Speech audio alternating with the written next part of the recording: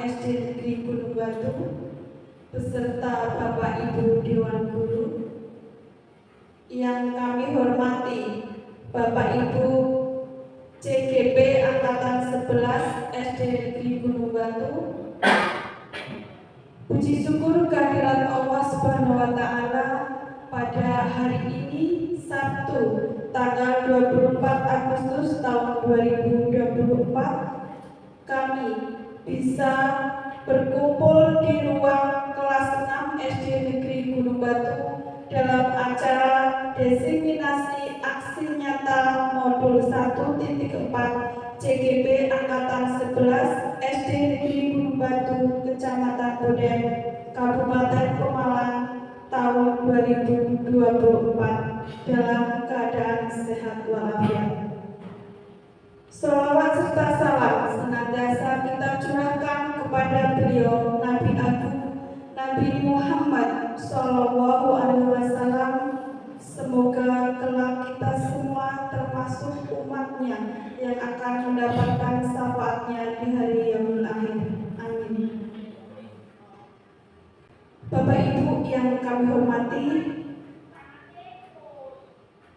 saya sebagai pembawa acara akan membacakan susunan acara pada acara hari ini. Yang pertama yaitu pembukaan, acara yang kedua sambutan, acara yang ketiga pemaparan materi, dan acara yang terakhir yaitu penutup. Bapak Ibu yang kami hormati, masuk ke acara yang pertama yaitu pembukaan. Marilah kita buka acara ini dengan bacaan basmalah. Bismillahirrahmanirrahim. Baiklah Bapak Ibu yang kami hormati, untuk acara yang kedua menyanyikan lagu Indonesia Raya. Bapak Ibu dimohon berdiri.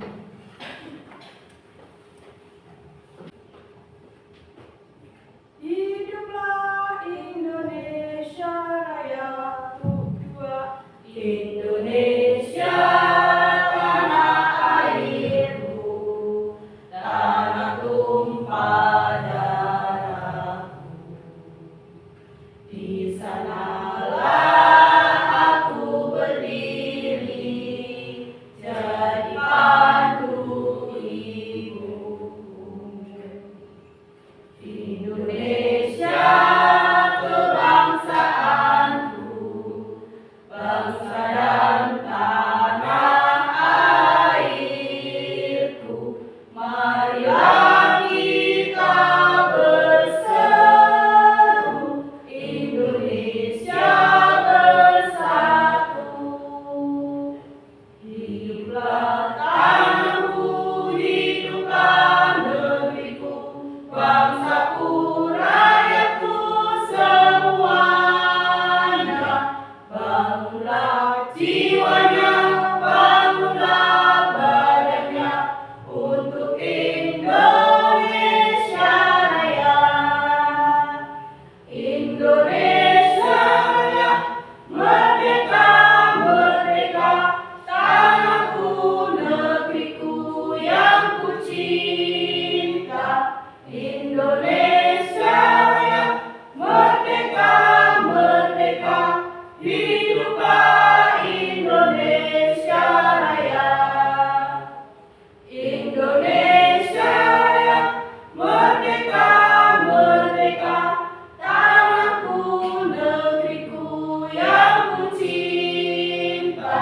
Indonesia Raya, merdeka, merdeka, hiduplah Indonesia Raya.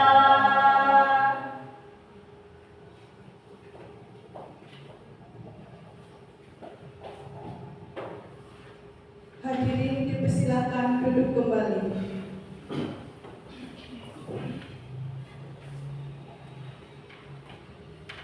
Bapak Ibu yang kami hormati, untuk acara selanjutnya yaitu sambutan dari Bapak Kepala Sekolah SD Negeri Gunung Batu kepada Bapak Kumedi SPD, dipersilakan.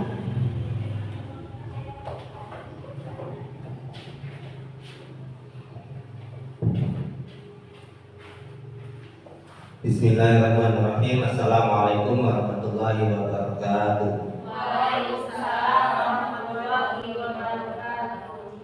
Alhamdulillah, assalatu wassalamu ala rasulillah wa ala alihi wa sahbihi wa mawala. La haula wa la quwata illa billah. Yang saya hormati Bapak Ibu peserta diseminasi, kami hormati ibu-ibu narasumber, calon guru penggerak angkatan 11 yang nanti akan memaparkan tentang pentingnya pendidikan dari Diajar Dewan Darat tentang menumbuh kembangkan budaya positif. Marilah kita panjatkan puja dan puji syukur kita dari Allah Subhanahu wa Ta'ala karena atas berkat limpahan rahmat dan hidayahnya sehingga kita dapat berkumpul di ruangan ini tanpa ada halangan suatu apapun. Selawat serta salam tak lupa kita haturkan kepada junjungan kita beliau Nabi Agung Nabi Muhammad SAW. Semoga Allah kita diakui sebagai umatnya dan mendapat syafaat yaumil qiyamah. Amin Allahumma amin. Bapak Ibu yang saya hormati, Bapak Ibu berkumpul di sini tak lain dan bukan pada kesempatan kali ini kita akan mendengarkan paparan diseminasi tentang budaya positif yang akan disampaikan oleh tiga guru kita, tiga keberadaan guru kita CGP angkatan 11. Nanti akan disampaikan oleh Ibu Suki Astuti, Ibu Rasul Damayanti dan Ibu Lisa Yanti. Diharapkan ketika kita mendengarkan tentang budaya positif, kita dapat segera mengimplementasikan di kelas kita masing-masing tentang budaya positif, pentingnya budaya positif bagi murid-murid kita, sehingga apa yang dicita-citakan oleh Diajar Dewan Darat bahwa anak ketika masuk ke sekolah itu sudah memiliki kodratnya masing-masing, bukan kertas kosong yang bisa kita gambar sesuai keinginan kita, tapi kita mengarahkan ke jalan yang sesungguhnya tentang kodrat yang dibawa oleh anak ketika masuk ke sekolah itu bisa tercapai, sehingga kodrat yang sebenarnya telah dimiliki oleh anak-anak kita itu memang benar-benar sesuai jalurnya. Kadang kita sebagai guru biasanya walaupun anak-anak sudah mempunyai kodratnya masing-masing, tapi kita sering membelokkan kodratnya. Jadi budaya positif di sekolah ini perlu kita tanamkan sejak kelas 1 sampai kelas 6 agar pembelajaran yang terjadi di sekolah itu anak bisa merasakan dengan senang, bisa aman, bisa nyaman dan menyenangkan, sehingga ketika anak-anak datang ke sekolah itu bawaannya ingin di sekolah terus, tidak memikirkan ingin cepat pulang. Itu pembelajaran di sekolah ketika budaya positif sudah mengakar di sekolah, itu anak-anak akan merasakan senang. Diharapkan ketika kita mendengarkan tentang diseminasi ini tentang budaya positif, kita yang dulunya tahu jadi lebih tahu, dan yang belum mengetahui bisa bisa mengetahui, sehingga apa yang kita harapkan dari diseminasi ini tidak bermanfaat, intinya bermanfaat, tidak hanya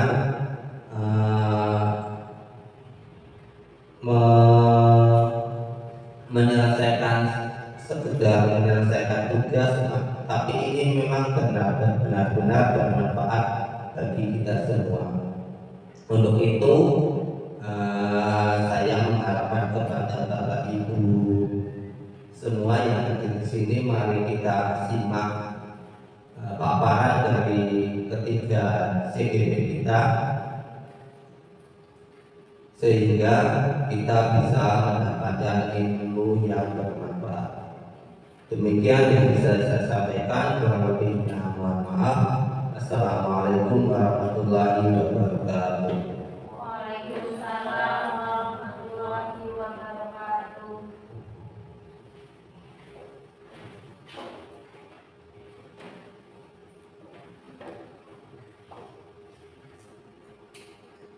Disampaikan terima kasih atas sambutannya.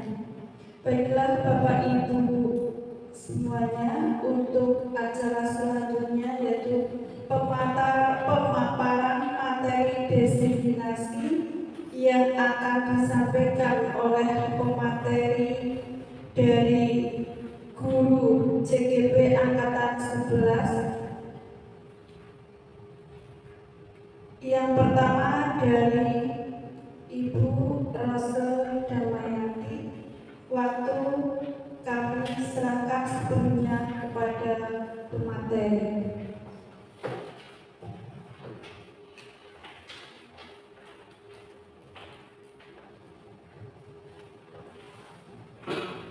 Mohon izin Bapak.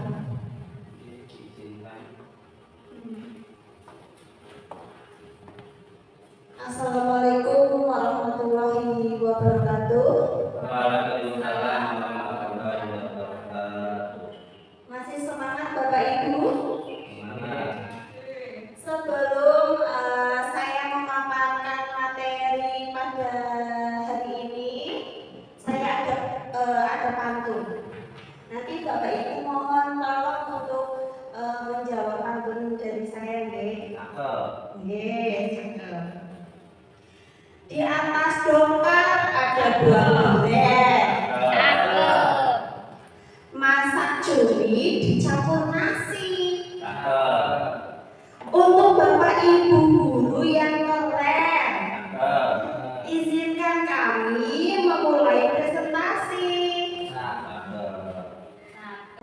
Saya akan memaparkan kolaborasi diseminasi aksi nyata paradigma pendidikan di Ki Hajar Dewantara menumbuh kembangkan budaya positif di lingkungan sekolah. Saya Rose Damayanti, calon guru Guruan Angkatan 11 dari Kabupaten Pemalang. Pertama, apa sih tujuan pendidikan? Menuntun segala kekuatan kodrat yang ada pada anak-anak itu agar mereka sebagai manusia dan sebagai anggota masyarakat dapat mencapai keselamatan dan kebahagiaan setinggi-tingginya. Dikutip dari buku Ki Hajar Dewantara, buku 1 Pendidikan halaman 20. Kemudian apa sih tujuan pendidikan kita? Salah satu tujuan yang ingin dicapai oleh pendidikan di Indonesia saat ini yang kita kenal dengan profil pelajar Pancasila. Yang pertama, beriman bertakwa kepada Tuhan Yang Maha Esa dan berakhlak mulia. 2. Mandiri. 3. Bernalar kritis. 4. Berkebinekaan global. 5. Bergotong royong. Dan 6. Kreatif. Pendidik diibaratkan petani. Siswa adalah benih padi yang siap tumbuh. Bagaimana maksudnya Bapak Ibu?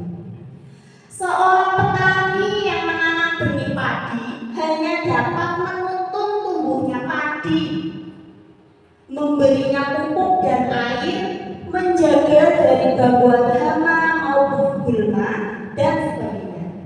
Namun, sekeras apapun usaha petani tersebut untuk menumbuhkan benih-benih padi tadi, tidak dapat menggantikan padi tersebut menjadi tanaman lain. Betul? Betul. Tidak mungkin kita menanam padi panennya jagung. Padi yang ditanam tiada mungkin bisa tumbuh menjadi jagung, kacang, dan tanaman lainnya. Demikian halnya dengan pendidikan Bapak Ibu. Walaupun hanya dapat menuntun, akan tetapi manfaatnya sangatlah besar bagi tumbuh kembang para siswa dalam kehidupan mereka. Karena guru sebagai pamong. Dalam proses menuntun, anak diberi kebebasan, namun pendidik sebagai pamong. Dalam memberi tuntunan dan arahan agar anak tidak kehilangan arah dan membahayakan dirinya.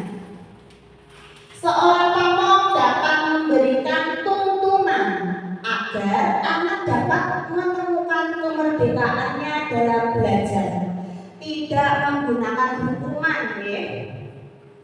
melainkan ngomong. Dengan demikian, sebagai seorang pendidik perlu memahami arti bahwa pendidikan anak sejatinya melihat kodrat diri anak sesuai dengan kodrat alam dan kodrat zaman. Pembelajaran yang mencerminkan filosofi Ki Hajar Dewantara itu ada 5 Bapak Ibu. Yang pertama, memerdekakan dan berpusat pada murid. Apa sih yang dimaksud memerdekakan dan berpusat pada murid? Pendidikan yang berpihak pada peserta didik dan memerdekakan peserta didik perlu kita pahami dalam konteks pendidikan Indonesia saat ini, karena tantangan hidup ke depan sesuai dengan globalisasi serta cepatnya perkembangan teknologi menjadikan peserta didik harus menerapkan profil Pancasila, mempersiapkan peserta didik sebagai generasi emas, sehingga kita sebagai guru tidak boleh memaksakan keinginan kita, tetapi memenuhi kebutuhan belajar peserta didik. Yang kedua, fokus pada proses bukan hasil.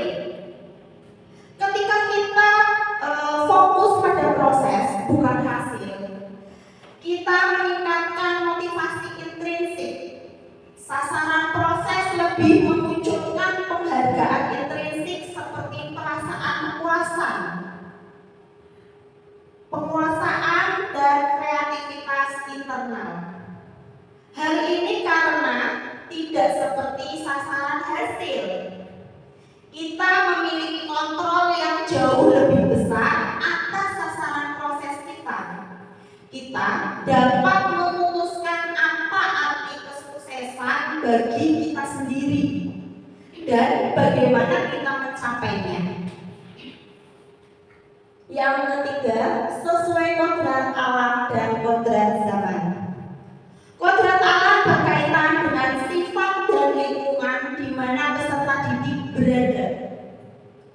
Sedangkan kodrat zaman berkaitan dengan keterampilan yang diberikan kepada peserta didik agar mereka dapat hidup dan berkarya sesuai dengan perkembangan zaman. Seperti pada abad 21 ini, sudah era digital nih Bapak Ibu. Kita harus menyesuaikan zaman yang kita lalui ini. Peserta didik kita perlu mengenalkan yang namanya dunia internet, ya, dan diberikan bimbingan agar tidak menyalahgunakan internet. Internet hanya memfasilitasi peserta didik agar belajar lebih jauh lagi materi-materi apa yang belum disampaikan oleh Bapak Ibu. Kita bisa memberikannya motivasi peserta didik agar lebih belajar jauh lagi, belajarnya lebih luas lagi dengan menggunakan atau difasilitasi internet. Selanjutnya, tidak bertentangan pada nilai-nilai kemanusiaan dan pembangunan budi pekerti. Budi pekerti merupakan hasil dari bersatunya gerak dan pikiran, perasaan, dan hendak atau kemauan sehingga menimbulkan tenaga. Budi pekerti juga dapat dimaknai sebagai perpaduan antara cipta kognitif, rasa afektif, sehingga menghasilkan karsa psikomotorik. Misalnya peserta didik memiliki budi pekerti yang luhur, maka kemungkinan kecil ia melakukan suatu kebohongan atau mengambil sesuatu yang bukan miliknya. Peserta didik yang memiliki budi pekerti yang luhur itu bisa membedakan mana perbuatan yang baik dan mana perbuatan yang tidak baik. Apa yang harus kita ubah?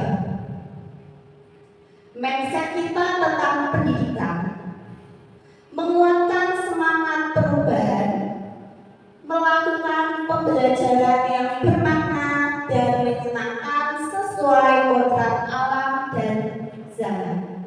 Memahami bahwa guru bukan hanya mentransfer ilmu pengetahuan saja, tetapi juga nilai-nilai luhur pembentukan karakter siswa, mewujudkan profil pelajar Pancasila.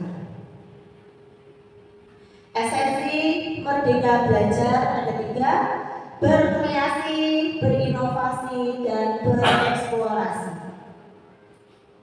Bukan hanya angka Bapak Ibu, budi pekerti juga penting diterapkan kepada siswa-siswa kita.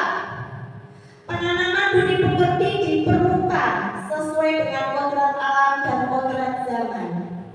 Guru tidak hanya mentransfer ilmu pengetahuan saja, tetapi juga nilai-nilai luhur pembentukan karakter. Mari bermimpi seperti slogan Bapak Kepala Sekolah, karena mimpi itu gratis sehingga kita banyak-banyaklah bermimpi. Lanjut Bu. Mimpi dapat terwujud apabila guru memahami peran dan nilai sebagai guru. Apa sih nilai-nilai guru? Nilai-nilai guru yang perlu kita miliki itu ada 5: nilai mandiri, nilai berpihak pada murid, nilai reflektif, nilai kolaboratif, dan nilai inovatif. Guru harus mandiri, semangat belajar untuk mengembangkan diri dan memampukan diri untuk memulai perubahan, termotivasi untuk belajar sepanjang hayat secara mandiri. Berpihak pada murid, semangat untuk memberdayakan diri, memanfaatkan kemampuan diri untuk mewujudkan suasana belajar yang menyenangkan, pembelajaran yang bermakna bagi murid.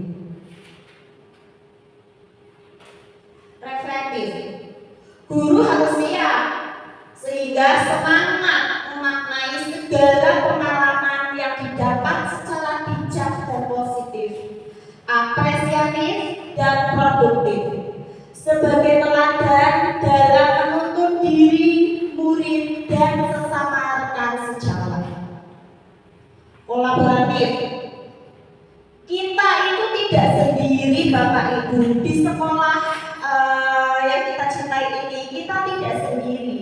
Kita memiliki kepala sekolah, rekan guru, staf dan karyawan, siswa. Itu kita perlu adanya kolaboratif, ya. Menguatkan semangat saling melengkapi, mendukung dan belajar antar sesama rekan sejawat. Ketika kita membawa beban yang berat sendirian, kita akan terasa berat, sehingga diperlukan adanya kerjasama. Ketika kita membawa beban yang berat bersama-sama, kemungkinan kita tidak akan merasakan keberatan, akan jauh lebih ringan. Seorang guru itu harus mau mencoba hal baru atau berinovatif, semangat untuk selalu memunculkan ide baru, serta penguatan gotong royong dengan memberdayakan aset atau kekuatan yang ada di sekolah, komunitas, dan lingkungan.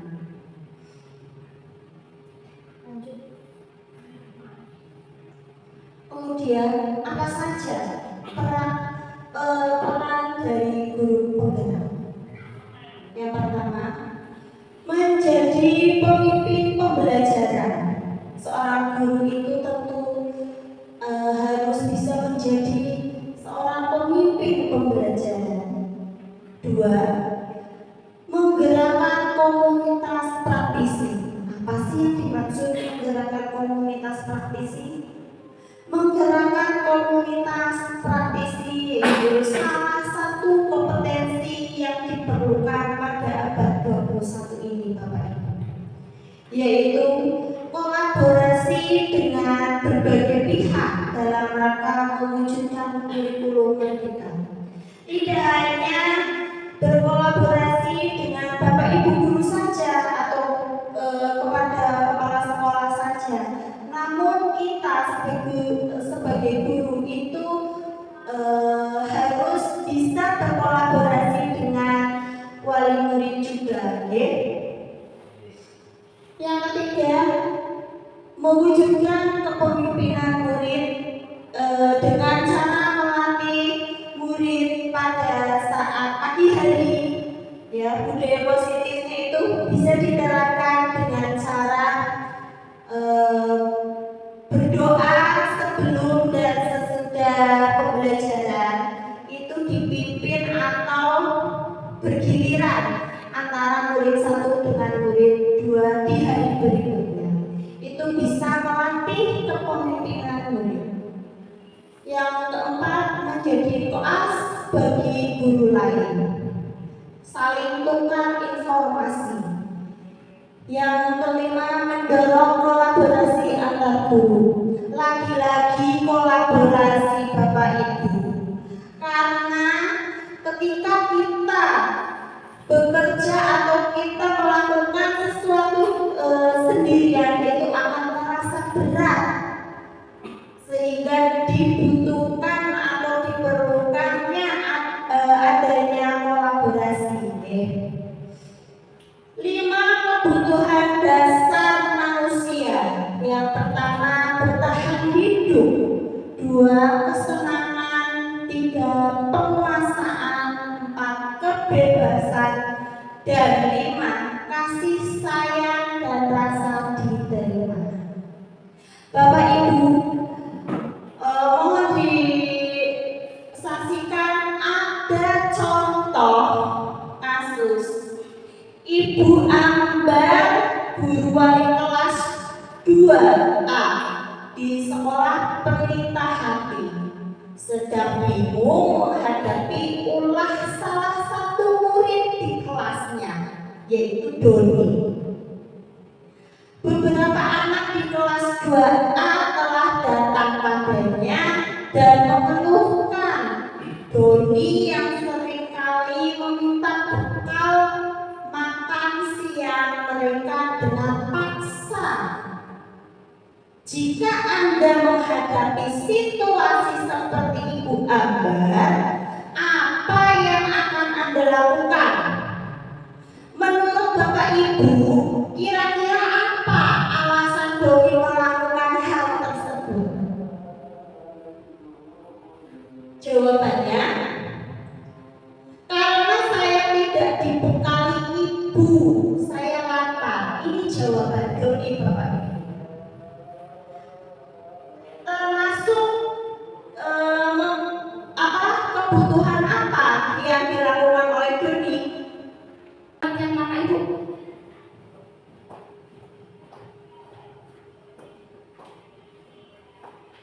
Ada beberapa anak di kelas 2A telah datang padanya dan mengeluh Doni yang seringkali meminta bekal makan siang dengan dipaksa.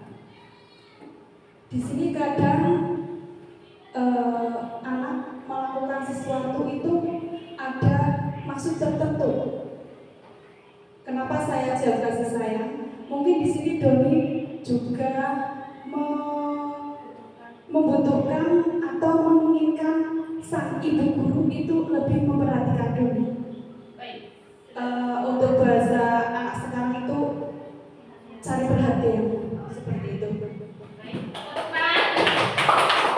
Terima kasih Ibu Titi. Selanjutnya sebentar Pak, biar terdengar suaranya. Kalau mencermati soal mungkin salah satunya adalah kebutuhan bertahan hidup. Mungkin kasusnya Doni dari rumah memang tidak diberi bekal makan atau bahkan mungkin daripada tidak sarapan, sehingga sampai sekolah dia minta bekal makan temannya. Jadi itu kan masuknya dalam bertahan hidup seperti itu. Terima kasih. Untuk Manusiawi, ketika kita lapar, apa yang kita lakukan? Makan, nggih. Kalau lapar makan, kalau ngantuk tidur. Lah, yang dilakukan Doni itu mempertahankan kebutuhan bertahan hidup. Kedua, saya senang Bu, biar nanti dipanggil Bu Ambar, karena selama ini saya nggak pernah diperhatikan. Ternyata Doni ini membutuhkan kebutuhan kasih sayang Bapak Ibu. Doni membutuhkan perhatian dari gurunya, yaitu Bu Ambar. Yang ketiga, saya mau teman-teman takut sama saya, mau mengasihi yang mereka punya buat saya. Doni mempertahankan kebutuhan penguasaan. Ini loh saya, ini saya Doni. Teman-teman saya itu pada takut dengan saya, mempertahankan kebutuhan penguasaan. Selanjutnya, pokoknya apa yang saya mau dan saya suka, saya akan paksa. Doni mempertahankan kebutuhan manusia, yaitu kebebasan. Bebas, sesuka Doni. Pokoknya saya ingin memaksa teman-teman, ya saya lakukan, karena Doni memperkuat kebutuhan manusia pada poin kebebasan. Selanjutnya, saya senang melihat ekspresi teman-temannya. Doni memperkuat kebutuhan manusia pada poin kesenangan. Puas ya, senang. Secara tidak langsung, apa yang mereka lakukan dilandasi oleh kebutuhan dasar mereka yang tidak terpenuhi. Mulai dari sini saya berkeyakinan jika ada anak yang tidak mengerjakan tugas, suka mengganggu teman, mungkin ada kebutuhan dasar yang belum atau tidak terpenuhi. Tugas kita kembali lagi seperti di awal tadi. Sebagai guru kita menuntun agar murid agar tidak melakukan hal yang tidak baik.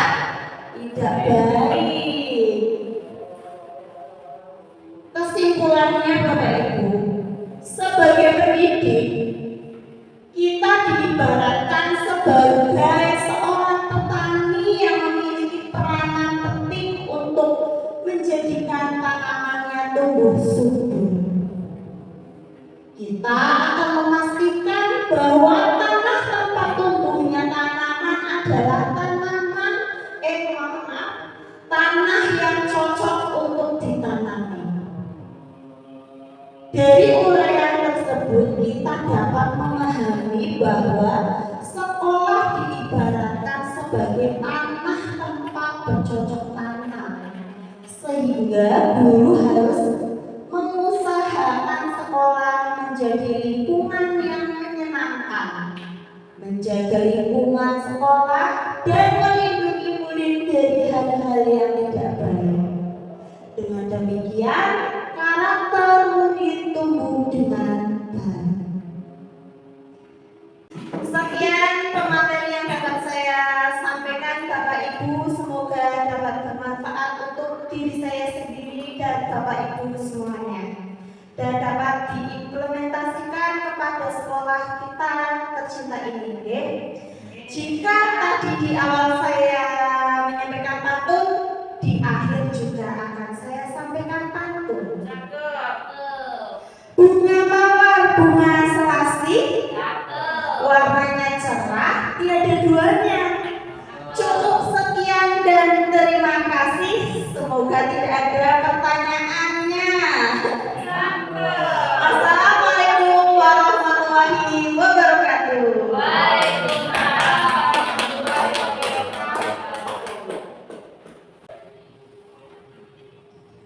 Baiklah Bapak Ibu yang kami hormati, untuk acara selanjutnya yaitu penutup. Alhamdulillah kegiatan diseminasi hari ini bisa berjalan dengan lancar. Mudah-mudahan apa yang sudah dipaparkan oleh pemateri bisa bermanfaat untuk kita semua, khususnya untuk pendidikan di SD Negeri Gunung Batu. Semoga kita semua bisa mengimplementasikan apa yang sudah disampaikan oleh pemateri pada hari ini, dan untuk menyingkat waktu acara yang terakhir yaitu penutup, marilah kita akhiri acara ini dengan bacaan hamdalah. Alhamdulillahirobbilalamin. Saya sebagai pembawa acara mohon maaf yang sebesar-besarnya apabila ada kekurangan, dan saya akhiri wabillahi taufiq wal hidayah. Wassalamualaikum warahmatullahi wabarakatuh.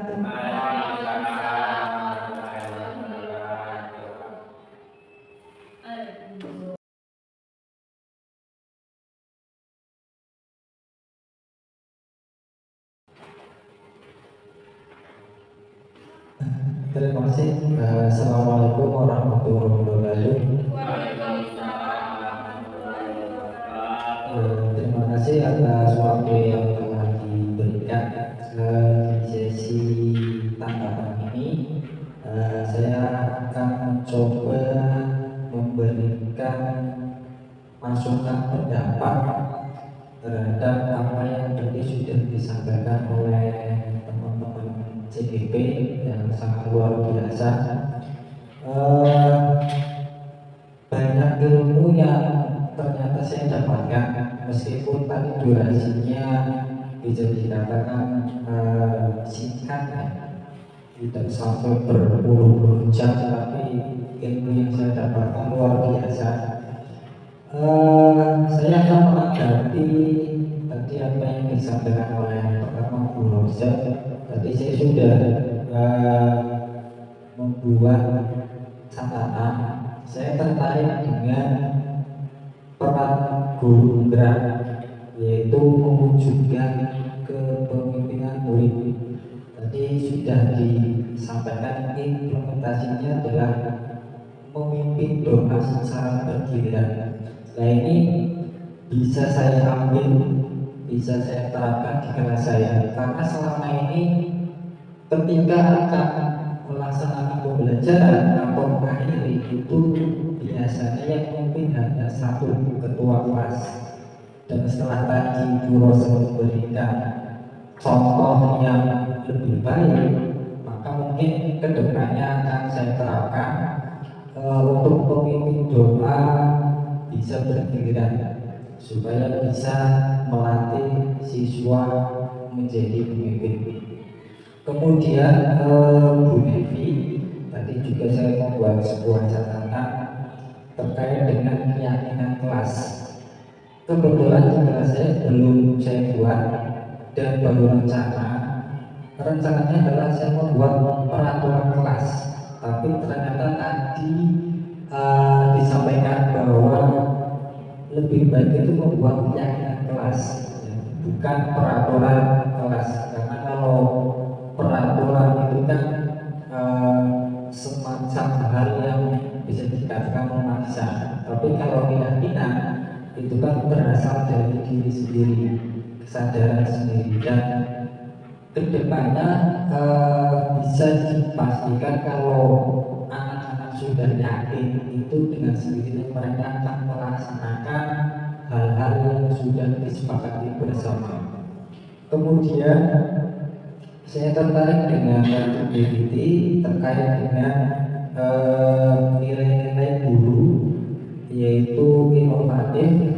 Tadi disampaikan mengenai inovatif itu kan kita harus melakukan hal-hal yang baru, berani melawan hal yang baru. Kita itu jangan berpatok pada bisa atau tidak bisa, tapi mau atau tidak mau. Karena saya yakin kita semua pasti bisa. Yang jadi masalah adalah mau atau tidak mau. Karena meskipun kita bisa, kalaupun tidak mau ya percuma. Tapi kalau sudah ada kemauan, meskipun tidak bisa, saya yakin pasti bisa. Apalagi kalau sudah berkolaborasi. Kemudian tadi juga disampaikan bahwa siswa itu memiliki potensi yang berbeda-beda. Yang ahli matematika ya jangan dipaksa. Kalau misalnya tidak bisa bahasa Indonesia jangan dipaksa dan seterusnya itu ya. Saya teringat ada sebuah cerita ketika di sebuah hutan itu ada sebuah perlombaan binatang. Siapa yang menang kira-kira kalau lomba itu manjat pohon? Kan pastinya hanya monyet gitu ya. Kalau ikan itu kan tidak bisa manjat pohon, dipastikan kalah gitu ya. Nah itu karena apa? Karena binatang juga punya potensi masing-masing kan. Siswa juga punya potensi masing-masing. Ketika ada siswa yang tidak bisa satu pelajaran ya minimal mereka tahu, tapi tidak kita paksa harus benar-benar menguasai. Ya kita harus menjadi potensi siswa yang ada itu apa, kita maksimalkan. Kemudian saya juga yang terakhir saya ibaratkan pohon ini ya. Kita tidak bisa membandingkan pohon kelapa dengan rumput. Pohon kelapa tinggi ya memang itu pohon kelapa. Rumput pendek ya itu memang rumput. Jadi bukan dua hal yang harus kita bandingkan. Jadi semuanya itu memang punya potensi dan karakter masing-masing. Mungkin itu saja itu. Jadi ilmu sudah disampaikan, insya Allah aku juga saya terapkan di kelas saya. Mudah-mudahan bisa menjadi bisa meningkatkan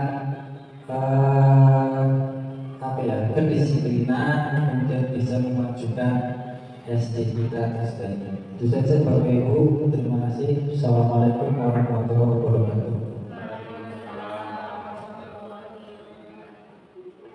Hai, perkenalkan nama saya Nurmai Adila. Saya dari SDN Gunung Batu. Saya mau mengucapkan terima kasih sekali untuk Bu Rosi karena sudah membantu saya untuk mencari solusi memecahkan masalah saya. Terima kasih. Dadah. Assalamualaikum warahmatullahi wabarakatuh. Saya Farisa Ciputra Arifin. Saya ingin mengucapkan terima kasih banyak-banyaknya kepada Bu Rosi karena sudah mengajarkan saya untuk mencari solusi dari masalah saya.